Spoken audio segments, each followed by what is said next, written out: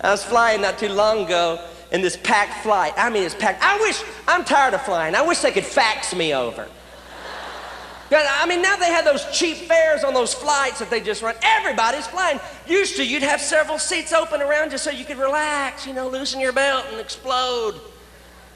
But now everybody's on these flights, and I was flying on this long 4-hour flight, and I was praying I'd have an empty seat next to me, flying across the country.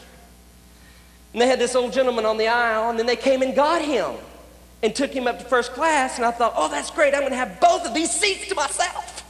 And I'll get to raise those armrests, get the pillows and the blankets and lay down, you know, and enjoy myself. Because every other seat was taken. But I was not so fortunate. I looked up the aisle and I saw her coming. A 29-year-old mother and her 6-month child coming down the aisle to sit next to me.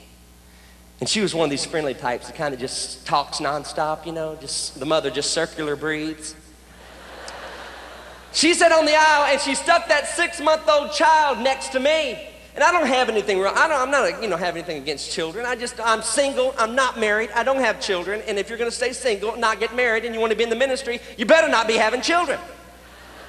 And I'm not used to kids. I don't know that I like my nephews and my niece, but I don't want every other kid around me. I don't know what to do with them. This kid sat next to me and sucked on anything she could get in her mouth. The seatbelt, I looked over and the seatbelt was just gone.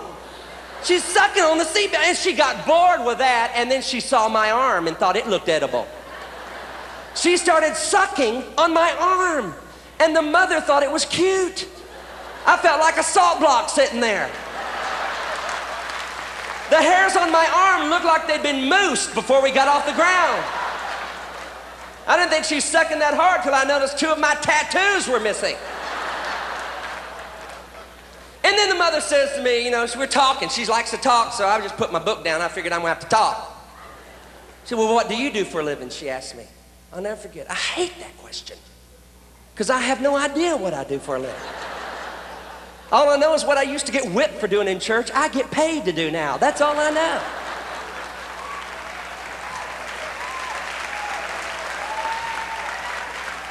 And I told her, I said, well, I'm a Christian. I tell stories about my life from a Christian perspective. I write Christian songs. I sing in a Christian quartet, gospel quartet. And I just travel around doing my little thing. And she kept talking and talking and talking. And she thought, oh, well, that was nice. Everything I did was nice. That's nice. Oh, that's nice. Oh, that's nice. And then about halfway through that flight, y'all, she looked at me and she said, do you mind if I change her diaper right here? It's only a wet one. I felt like saying, do you mind if I throw up right here? It's only a wet one. And what could I tell her? She said, do you mind if I change? What could I tell her? I'd already told her I was a Christian. She raised that Pampers box up. And I said, looky there. You don't have to change your diaper. It says right there on the box, up to 26 pounds.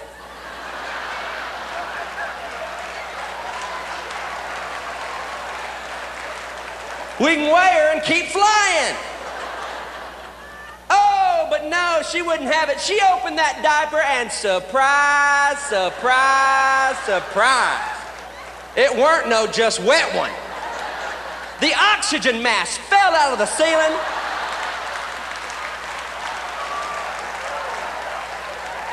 I thought they were going to have to raise that wall back up in Germany. Looked like that kid had ate a whole bottle of Dijon mustard or something. And the guy behind me leaned over and said, excuse me, but do you have any Grey Poupon?